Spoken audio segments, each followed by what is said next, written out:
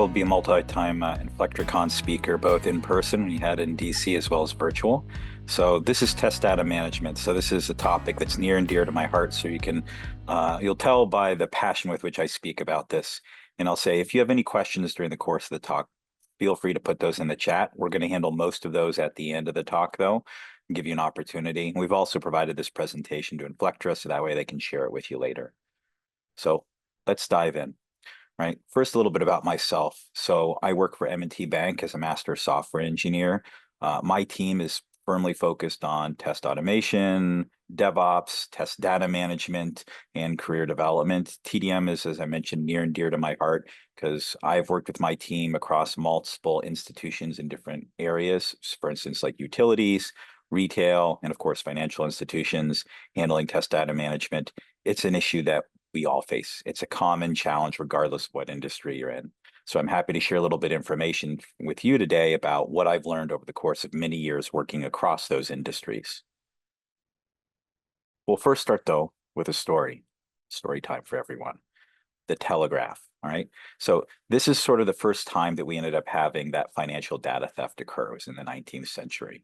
So during that period of time, when you needed to relay information across great distances, people often use, say, like the Pony Express or the US mail system. Well, when they wanted to relay information quickly, they would use the telegraph. One of the challenges that occurred resulted from the Civil War, where lightning stealers would literally tap the wires and attach a long copper wire to that telegraph to steal the information. So that's where wiretapping was first coined. This happened in financial theft as well, because as commercial information was shared back and forth about the prices of goods, these same lightning stealers would actually tap into the wires, find out the prices of the goods, and then make purchases or sell based upon the information that they knew ahead of time. So this was a common challenge, and it was one where they had to address it by using encryption, finding different ways to use, in this case, like code words to not allow those lightning stealers to know what's going on. And through the course of the talk, I'm going to tell a few stories with you to sort of link things together, where like common terminology that we know today is actually derived from like the 19th century or early 20th century. So we want to stop those lightning stealers today because we want to make sure we have the right data and that we don't end up leaking a lot of our production data to bad actors. So that's where we go with handling TDM. So data quality is not just something about your ability to test. That is a limiting factor. But one of the challenges that people face is when they need to test in lower environments, the easiest solution is just let's copy down prod. Whatever data store you're using, copy prod to the lower environments and use that. So that does cover everything that you have in prod. However, like its potential for the data to leak out. When I worked for a very large insurance company a few years ago, the CEO's social security number was among the test data that we had in lower environments, his actual social security number. And a lot of employees' social security numbers were in those lower environments as well. So, for most of us working as employees, right, we're not going to do anything with that, but you end up revealing that information potentially to a bad actor and you're on the front page of the news. But also there's circumstances where production data that you're using does not cover all of the use cases, all of the business logic that you want to cover with your testing. So gaps in those test coverage increase sort of the risk that you have of not being able to cover what you need, but also the act of you copying prod data down to lower environments exposes you to legal, financial, compliance, and reputational risk. So what we want to do is effectively handle the data in lower environments while protecting as much as possible the data that we have in production. So data quality is really important for us. With that in mind, where does data rank in terms of the challenges for testers? It's always in the top 3. So every year you have the World Quality Report put out by Sageti, and they list out some of those common challenges that you face in testing. Oftentimes, like those common ones that people say is you don't have the environment to test in, you don't have enough time to do your job, and of course, data. Data provisioning is always one of those top 3 challenges faced by everyone. And I would say for people here who are quality experts, I'd say you probably would say have the same experience, that you don't have an environment you can work with, you don't have the data you need, or are you given enough time to do your job? So this is industry-wide. So the solution of this is not easy because if it was, someone would have published it or turned it into a tool that would have had 99% market share. Instead, we have to sort of put together these sort of unique solutions based upon the industry that you're in, the type of tech stack that you have within your organization, and your expected delivery rate. And that's where we go into like TDM, setting the stage. In a lot of my talks, I like to create a shared understanding. So that way everyone is in common agreement about what the terminology we use and the approach that we have. And so this is sort of a primer. So if you're greatly experienced in test data management, it's okay, take a deeper drink of your beverage while we level set with everyone. So if you want test data, right, your overall goal should be that it should be available for non-functional and functional tests, whether you're using it for automation or you're executing that manually. All right. So, second, didn't mean to go that far. So, for it to be successful, we need to have 100% coverage. Creation and manipulation of that data is an upfront entry criteria. What I mean by that is oftentimes teams will begin work without the ability to actually complete their work. So that should be an entry state criteria for your team to begin work, that we have an environment and that we have the data necessary to actually test that change that we're making. That's just something you can do as a team to prevent you from having unfinished work, right? There are a lot of different tools out there. I mean, we're on InflectraCON, so I'd be remiss if I didn't say like Spira test would be one of those that you can use to not only identify your test cases and manage them, but also identify the data that you need for it. So you need to look at it from micro and macro flows, as in the same way you would document your application regression. So too, do you need to document your test data needs? That should be in a common repository. It doesn't mean you list out all the data that you need explicitly. It just means that like, hey, we need a user with this account type, with these details associated with it. We need a transaction of this type, past data to this. We need a customer with this loyalty information, et cetera, et cetera. Those are the things that you should have in place documented for your regression. You need to make sure that the data setup that you have should match production-like conditions. If your environment and data are not like prod, then what degree of confidence do you have of pushing that change to prod, since that's where it's going to live and that's the most important environment to be in? As a preference, you should generate synthetic data often. You want to make sure that if the data is clean, well, synthetic data will get you there to get that clean data. Additionally, automation first should be your approach for it. Like manual testing certainly has an absolute place in there, but anytime that you're doing something that is consistent and repeatable, like, hey, we know we need this data, we know we need to do it in this environment and execute this test, that is a good indication that tests should be automated. So that central repository is the thing that's going to tie it all together, ideally tied to your project tracking tool.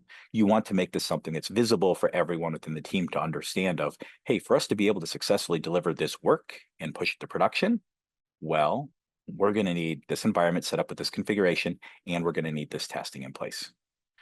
And then above that, we need to make sure that we're compliant with cyber and audit requirements if we do have that within our company. So one of the other core sort of items to recognize is so-called data subsetting. So you don't often have the ability to copy everything down from prod. I'm sure some of you work for organizations that have massive production data sets, and to do so, copying it down is quite laborious and in some cases impossible, especially if you end up sharing some resources with production for your lower environments. So what instead you need to do is have a targeted subset, just a selection of the data from prod that you're going to work with that covers all of your regression test cases, plus what other teams need, plus what you're going to need for that release. You need to make sure when you bring it down that it has the dependencies across other data stores matched. What I mean by that is oftentimes when we pull data down, it's not going to exist in, say, like a single database. If we have a company of any large size, then that data is going to exist across multiple systems owned by different teams. And you can't selectively bring down some and not the other. That would destroy referential integrity. So you perform the mapping first internally, and then you look to see what are those cross impacts or dependencies for other teams to determine what is the subset of data that we need to bring down. That's what I commonly refer to as like the gold state data set. Like what is the golden data that we need to be able to go from one environment to the next and eventually to production. So subsetting is how you get there. So to dive a little bit deeper in terms of like what percentage this could potentially mean, Let's just say everything that's in prod, that is the full slate of what you are going to use. In some cases, you end up generating some data for specific edge cases, equivalence partitioning, all that other fun stuff. But we'll just say production data is 100%. Your regression plus any sort of cross-reference data for other teams make up about 30%. That follows like the Pareto principle plus a little extra. Pareto is like 20-80 rule, like 20% of your tests that cover 80% of your functionality. So maybe we only need a subset of 20% plus a little bit extra in there for the other teams that are going to need to do testing as well. That means our regression is purely just like 20% of what we need. And then for any sort of change to our system, we may need to make a modification to either have synthetic data generation or a subset from prod that only amounts to maybe like 1% of the overall data set that's in production. Right? Several benefits for this. Right? You reduce the amount of time that's needed to actually copy down and prep data if you're not taking everything from prod, especially if you have to go through some data cleansing. Instead, if it's just a subset, you can get it faster, you know explicitly its purpose, and then you can do faster turnover with it. So the long-term benefits of this are great. Use data subsetting. Additionally, like there's this concept known as data masking. So if you're copying down from prod and you want to be safe, right, you can't just leave everything sitting there as it would be in prod, because if it gets out to a bad actor, you accidentally leak it, you're on the front page of the news. Oftentimes, if you work in a regulated industry, you are not allowed to do that, right? So data masking is a general concept that refers to the way in which you're going to replace sensitive data with fictitious but realistic data. As in, original data set that you see from that example could have, a 9-digit SOCH that you then modify to something that is, say, like consistent on there. It's still a valid social security number, as in it's in the same format, but it's modified so that it doesn't reflect, say, an existing customer you have or information that you think is really important. Oftentimes, this is referred to as like PII or personal identifiable information. You also have other types that are called like PCI or payment card information. So we want to reduce that risk of copying that sensitive data. We want to make sure that it's easier, especially if we're working with cloud operations, to have less data traversing through it, so that way we could still accomplish our testing, because oftentimes you are charged like compute costs for it. And you want to be able to make sure to follow that regulatory compliance. So documenting your data needs is a really important step to get to data masking. And the data masking will allow you to replace that prod data with something that is production-like, but not exactly matching what you have in prod. Moving on, so some of our core concepts that we want to follow, right? You need to establish, not just as a team, but as a company, data classification and handling standards.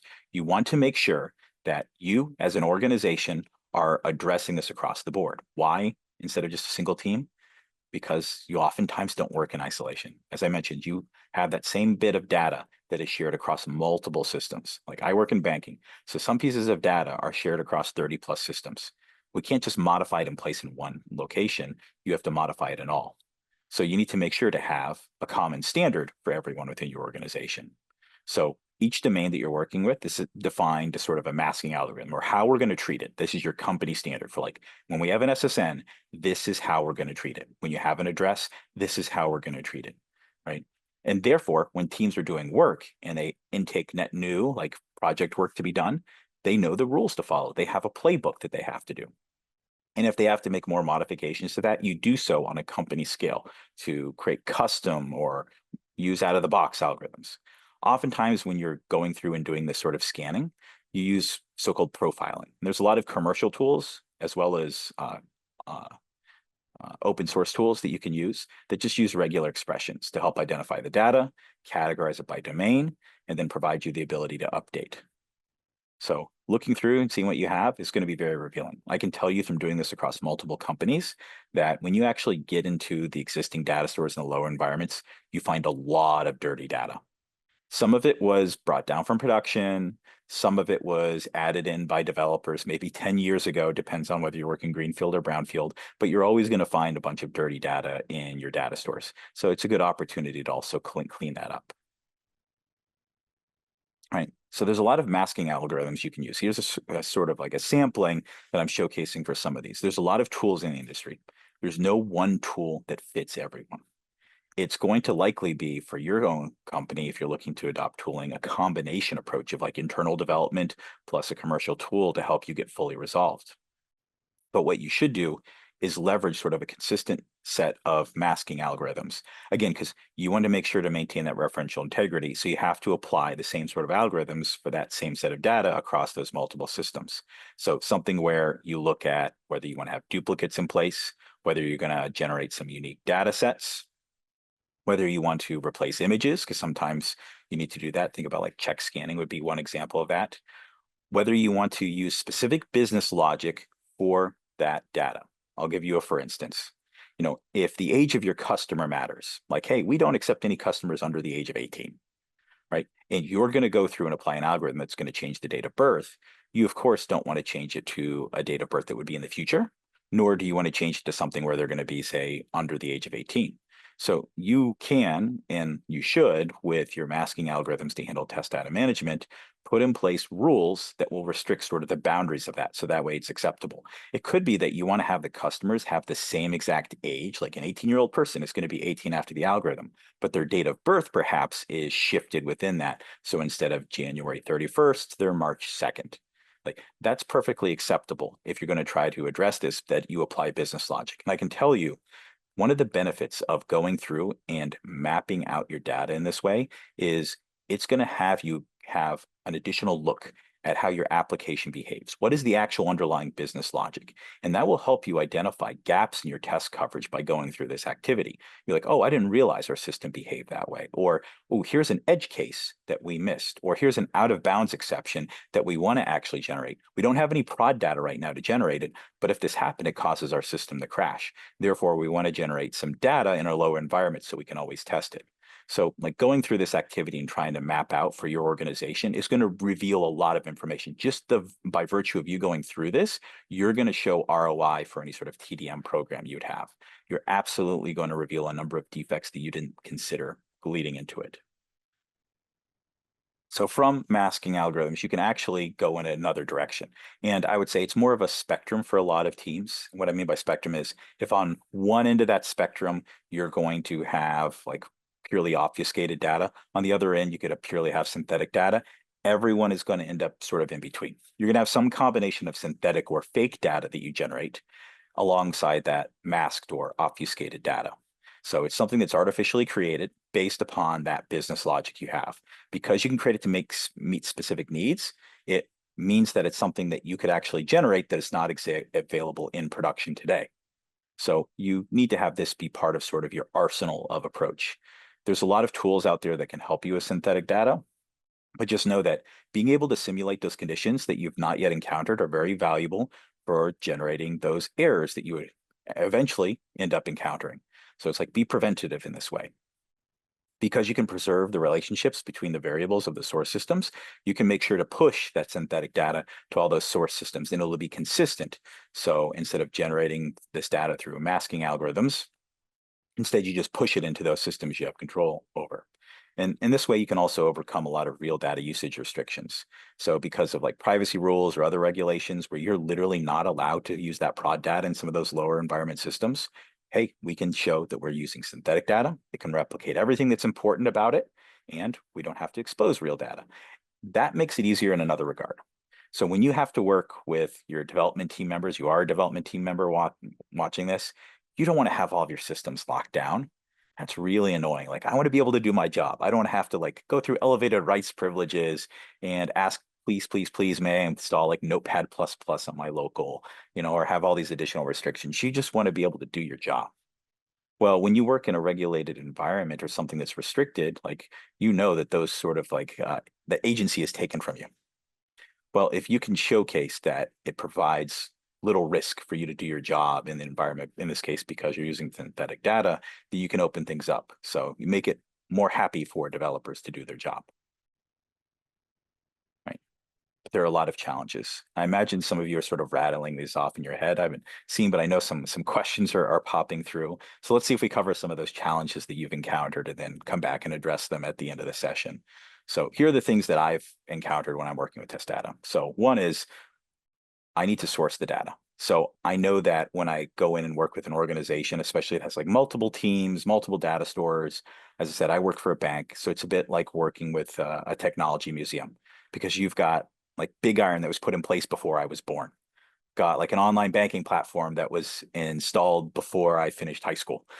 So stuff that's been around forever, as well as like new and cutting edge stuff that would be working with like cloud-based systems. So when you have to go back and do sort of a check, take ownership over all of that data, you're looking at the old and the new. And you need to see all that data that's dispersed across multiple sources and oftentimes difficult to access, and it can be dirty.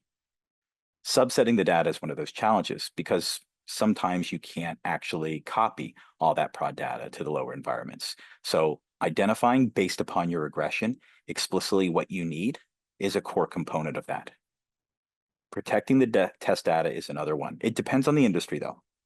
So when I worked in retail, they were very loose with their data. They were like, what are they going to find out? Like our information about the shoes we're selling, maybe the worst thing they could find is like customer loyalty information because they wouldn't even store, the customer data when they place an order in their internal systems.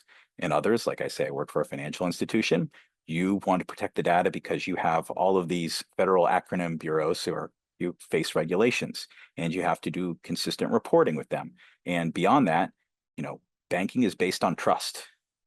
And if your customers don't trust you, they're not going to do business with you. And so you need to make sure you protect their data as a high priority. So that's a non-functional requirement for you as well as a legal requirement for you. So you need to make sure that when you're working with the data, it should be anonymized. As I alluded to multiple times, referential integrity between those systems is important. So it's not just about modifying what you control for your team. It's about modifying the data as it exists across all of those systems where it's used. So that way the data is valid. So when you go through an implementation, it has to be across multiple systems. But it's not just 1 through 4 here. Oof, keeps on going. There's so many challenges with this. Like, again, if it was easy, it would already be solved by now. And if it was a simple solution, a few companies would have the entire market share for handling this. But you can see it's a pernicious issue. So one of those is extending the test coverage. So you don't have full test coverage. I think everyone here who's on this call who's had to do testing will say like, nope, we're not at 100% test coverage for everything. If we say like unit tests, service level validations, functional tests, etc., we're not even close to 100%. And you know that some of those limitations are sort of self-imposed that you have. So being able to extend that test coverage where you can map all the requirements to the test cases is one step forward, where you can at least show that you have coverage of business logic, as in everything that our application is supposed to do. We have coverage by test case, and every one of those test cases has the associated data that we've documented, and that's the data we put in our lower environments. One of the things that you can encounter when you're going through and scanning that data to make sure like, hey, we're clear of prod data, is false positives and negatives, right? So you scan through and say, ooh, this looks to be like associates potentially is in production, like it's a violation. And you have to go through and do that check. Like you don't want to have those circumstances. You want to have full control over your data stores, and you want to only put in the golden state data set and exclude everything else that could potentially be in there. So constant refreshes of your data with your gold state data is one way to do that. And speaking of refreshes, reusing that test data is very challenging. So oftentimes we'll have data that stays in there and it becomes sort of stale data. Like use it once and it's gone. And the next time you need it for a test, too bad, it's already gone. You have to wait for, say, like the next refresh cycle to be able to use it. So you want to be able to set up so the data across all environments is consistently controlled. So that way you can reuse it. You do appropriate cleanup. And the last thing is the overrides. So too many testers using the exact same data leads to corrupted data. So you need to have a sort of reservation system that can be in place, or at least a nomenclature that you use to let individuals know that this data is for this specific team, this data is for that specific team. So you prevent those overrides. A lot to consider. This is a very big topic. We only have an hour to talk today on it, but I'll try to do my best on here to walk you through some of like the core things for you to consider, or maybe if you haven't considered a few of those, like something that now is a new challenge for you. So referential integrity, as I referred to, is one of those core challenges. So how do we maintain referential integrity? So here's an example of where you're making a modification for a customer. It just so happens to be called Tom. That's me. All right, and a claimant table, number 3, and the employee table, number 5, that when you modify it, that they will end up having the same resultant modified data name. In this case, it becomes Andy. 3 is Andy and 5 is Andy on the right-hand side for the mask data. So maintaining the linkage between the data is core to being able to test, because oftentimes if you do it by reference, especially something with like account numbers, if you modify 2 account numbers that should be the same to different values, And the reference check that's made from one system to another is based on account number. You've broken that referential integrity, and therefore you're not able to complete like your end-to-end test, your system integration test. You'll generate an error condition if you need to make a service call to the other data store for the information. So you need to make sure when you are applying TDM that you're being consistent with your referential integrity. Oftentimes when you use commercial tooling for this, it will do it for you as long as you map out between those systems. It'll create a sort of identifier between the data that you need to leverage. So that way you can be ensured, that when you are modifying that data in place, it's going to have the same resulting value. And of course, like if you're going more heavy in synthetic data, you don't need to apply those algorithms. You just generate the data sets and push them down into the data stores that you need them. Right. Here's another story. I promised you 3 stories, so here's another one for you. This is the code book. So Wells Fargo, big old bank on there, it's been around for a long time, was also concerned about transferring money, right? Especially in the wild, wild west. It's very risky. Put those money on the stagecoach gets held up and you end up losing out. So they don't want people to know when money is being transferred from one location to the next. Originally, when they established these sort of wire transfers where they made it available for anyone to actually see the communications, they sent out this message: Marysville, October 18th, 8 o'clock, 8 a.m. I sent a messenger down today with treasure. Look out for him, W.B. Roberts. So anyone who is actually tapped into that wire would be aware that a man is coming with a whole bunch of money downtown, which in this case ended up also being the Sacramento newspaper. So everyone knew that an agent for Wells Fargo was coming into town with a whole bunch of money. So they said, all right, this is obviously a business risk for us. So what we need to do is leverage Cypher. So they started using code books to translate words to nonsense words and also scramble those words as sort of like triple encoded. In this case, you can see even on the book there on the right-hand side, keep under lock and key, that they would give these books to their agents and they change them up periodically, but they'd ask them to keep them under lock and key as in a safe, in the intermediate period. So that way they could have nonsense information be communicated seemingly to the person tapping the wires, but the person on the other end could translate that using the cipher book. So encryption is a really strong component of the work that we need to do for TDM, especially for handling production data. And it's something that we want to do to make sure that if anyone sees the information and we have a leak of sensitive data, that it actually is worthless data for anyone else who gets a hand of it. It's just useful for us for testing, but worthless for everyone else. So what are the benefits for us using sort of tooling to handle TDM? Well, what we want to make sure that we achieve is that we have good compliance. Regardless of what industry you work in, you have some degree of compliance that you have to maintain to make sure that no PAI or PCI is present in lower environments. I mean, how many times have you or I received emails over the past 5 years that say, hey, we're part of a class action lawsuit because this company revealed our sensitive information to the public or it's sold on the dark web and they're held accountable. And you can be sure to receive a $5 check in the mail 2 years from now, as long with some monitoring for your credit. You don't really feel good about that, like that they caught the company that didn't handle the data well. So you need to make sure to maintain good compliance standards so you're not the company who's going to be in the news. Software quality is another component of TDM that you really care about. Like you want to add to your test coverage. You want to make it easier for the team to actually complete their work so they can actually test, period. And you want to help speed that delivery. So if you have the right data at the right time in the environment you need, you can get to work. Like that's what you want, like data on demand. The way that you can handle that is by, of course, first documenting the data that you have, getting CRUD access to those lower environment data stores, and either through a combination of internal development using synthetic data or commercial tools for obfuscation, generate the data that you need. Like that's ultimately like what this comes down to is like you want these 3 things to be delivered for you. That's your sort of like pitch. So if you have to go a little bit more deep, this is me giving you sort of like the inside look on here, is I have to talk to a lot of C-level executives for my work. I have to do a lot of convincing to fund things. And I'm sure that a lot of you here today have had to do something similar. So like, all right, you have to pitch on, all right, we want to make this an initiative. We want to devote people to it. We want to potentially purchase tooling. What's the ROI? So overall, reduction in costs. So you don't have to worry about manual provisioning or scrubbing of that data. You just have it set up. You can generate it at will. You can add to your test coverage. So tests that were blocked due to data needs can now be executed, and conditions that you previously couldn't test are now part of regression. So great. greater test coverage. You improve productivity because you can deliver more frequently by cutting down on days required for testing, days where you're just blocked. I mean, I think about that for most of your days when you say like, all right, how many days do you actually have in a given week that you're like, I'm fully unblocked, like I can get through everything.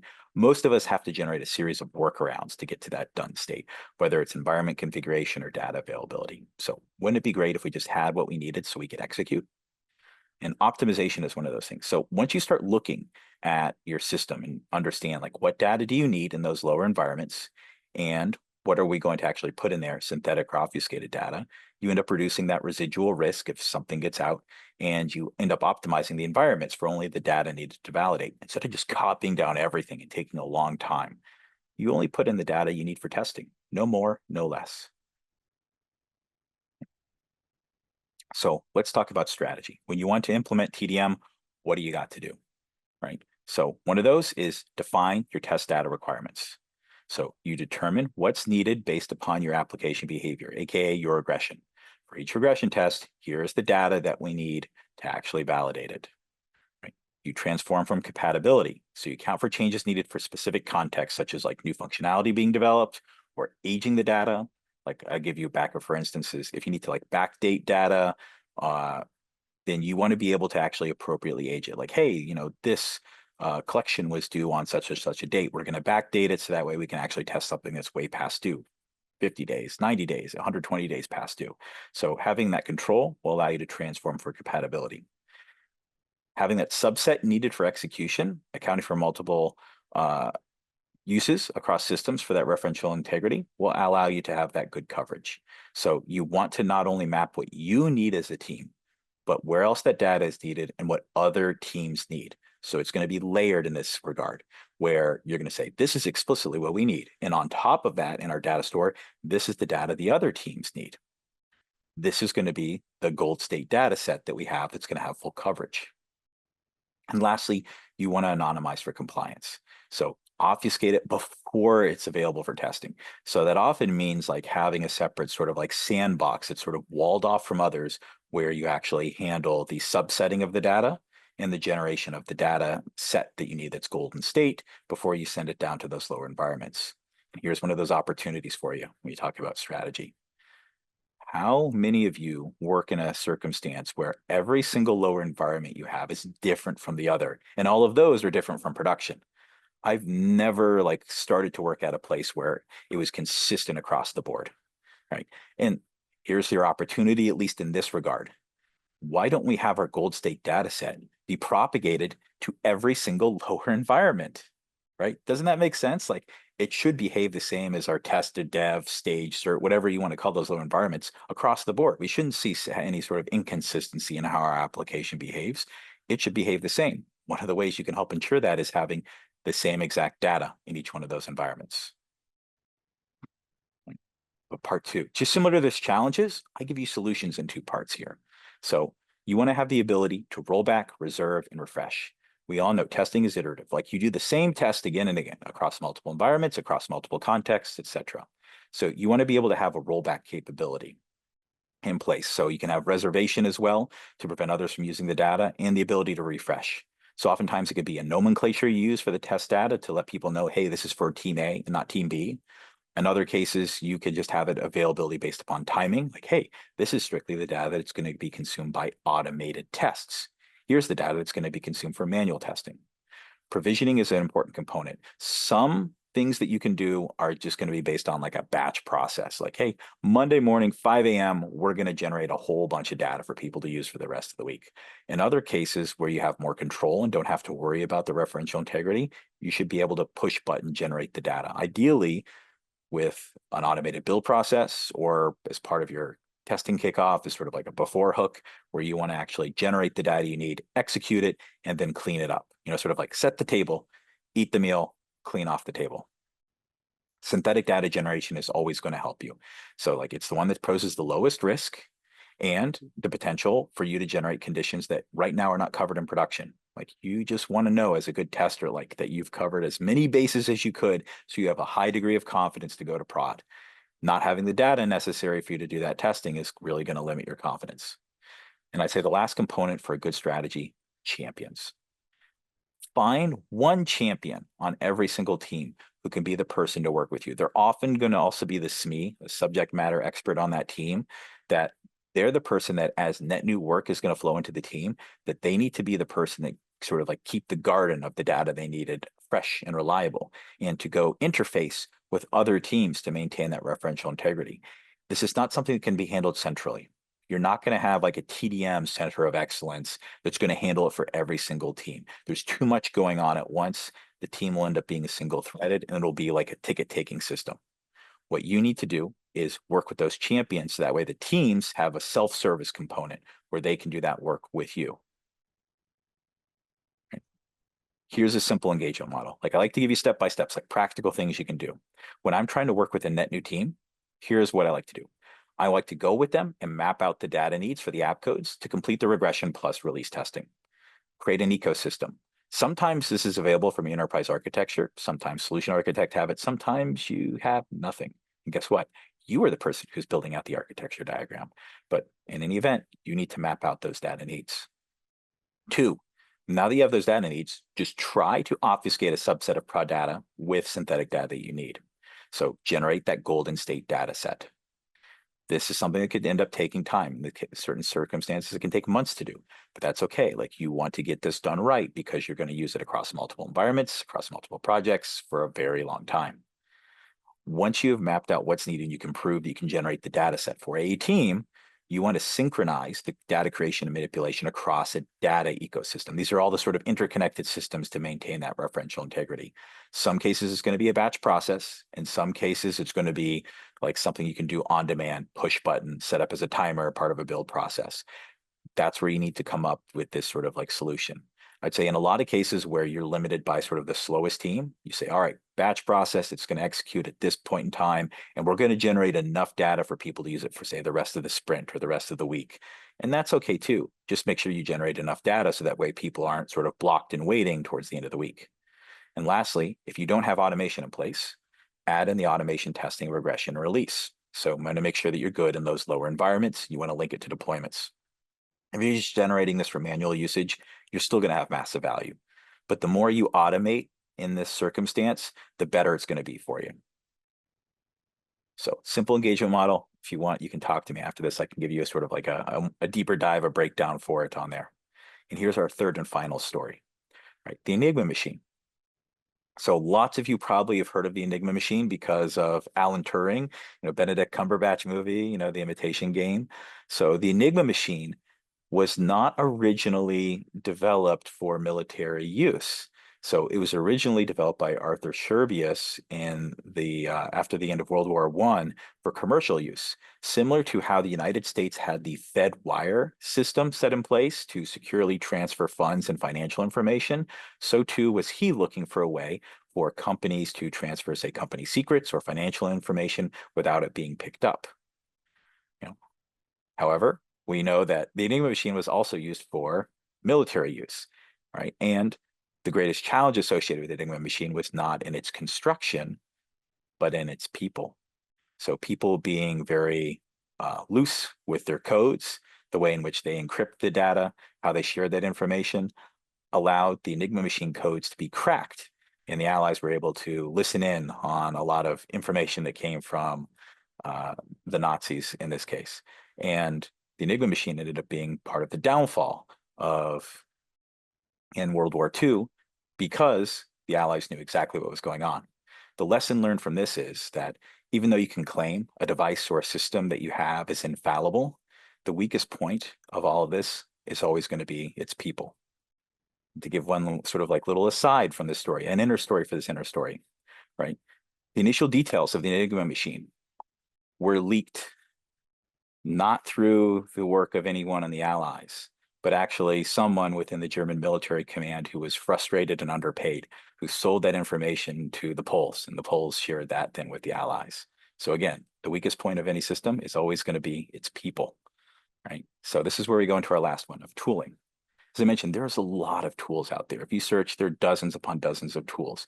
No one tool exactly fits the job likely for your company, but this is what it's going to do when you put it in place. Any sort of tool that you use, whether it's internally developed or commercial, is going to first take a subset of that data that you want. It's going to then generate the synthetic data that you need to leverage for it on top of it, and then transform it so that way it's compliant and usable. You are going to likely have some system of reservation to segregate between the users and purpose. So that way you can actually have this specific data for this specific function and no one else is going to go on top of it and use it. Therefore, you have like dirty data or data that can't be used.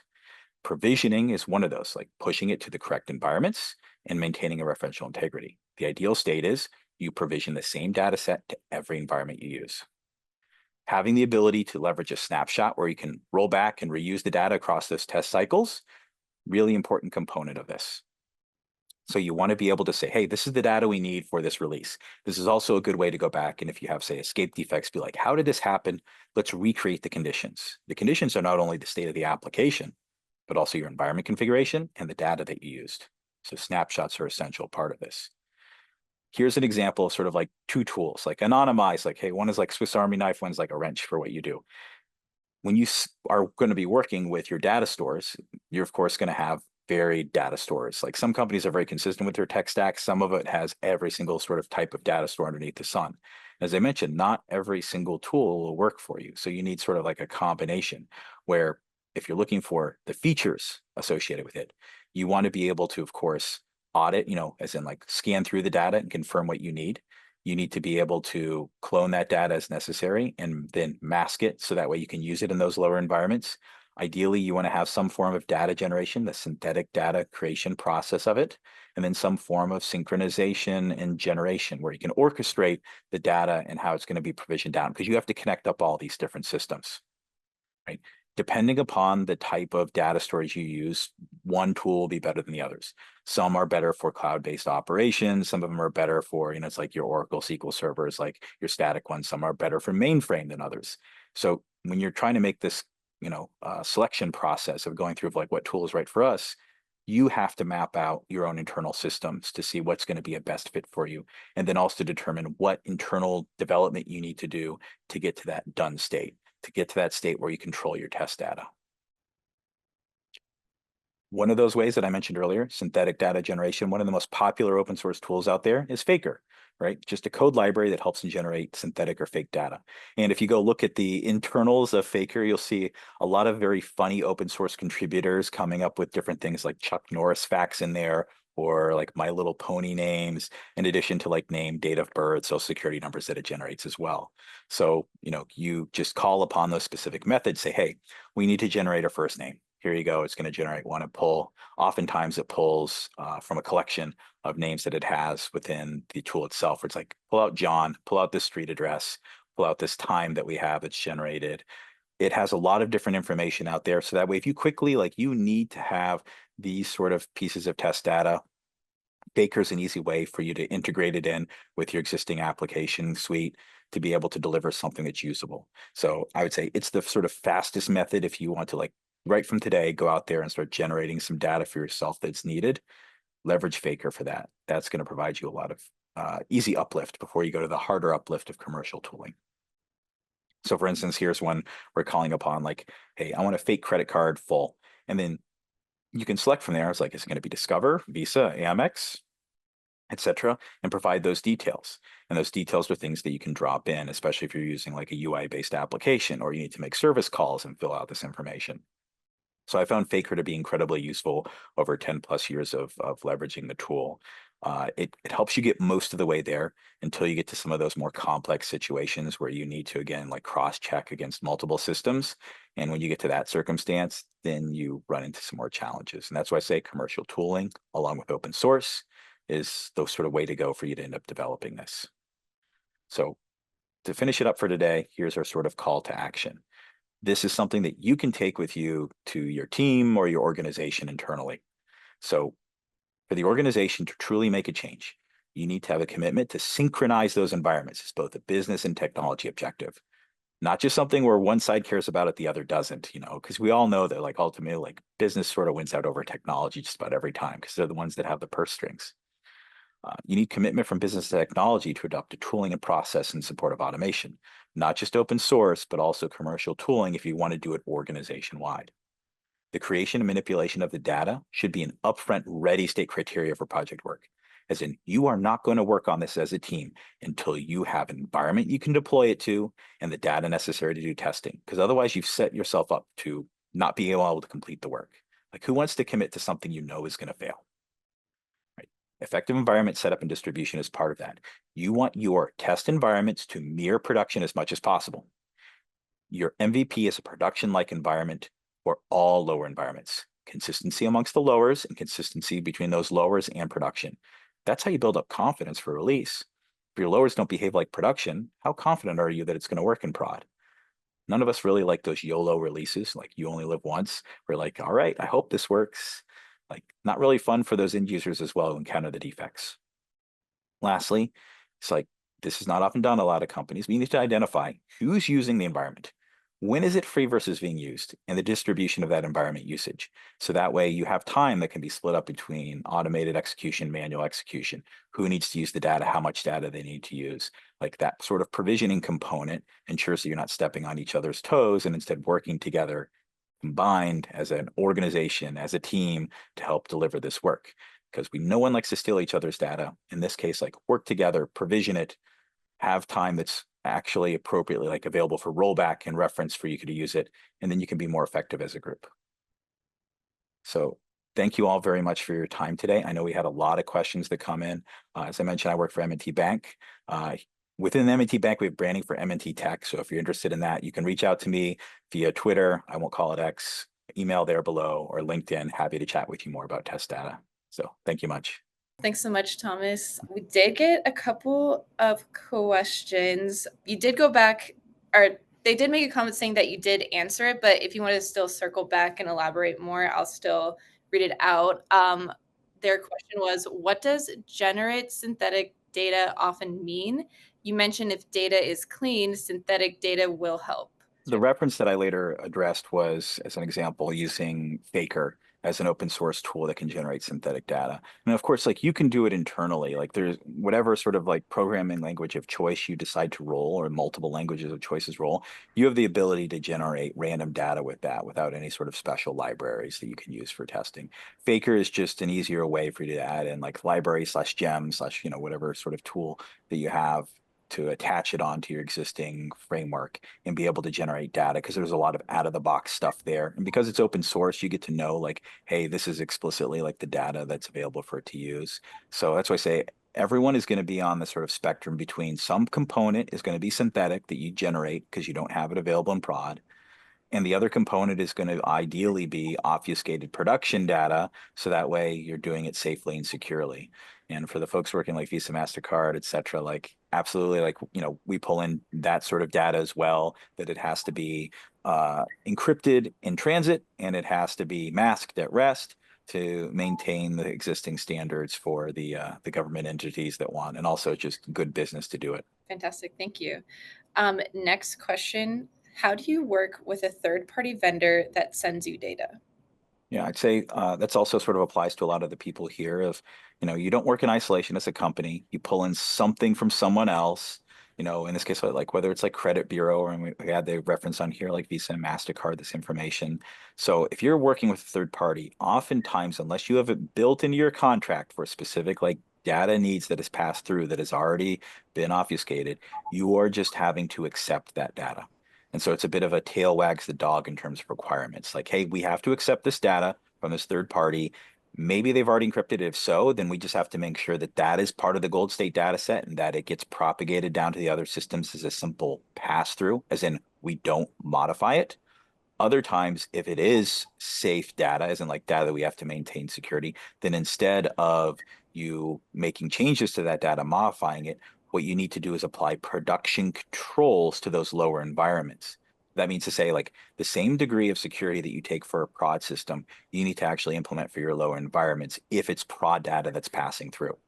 Because the data doesn't care what environment you're in. It's production data. So if it's production data, you need production controls for it. What's your recommended approach to documenting data needs for test cases? Yeah, so I recommend using your existing test case management tool for that, integrated ideally with your project tracking tool.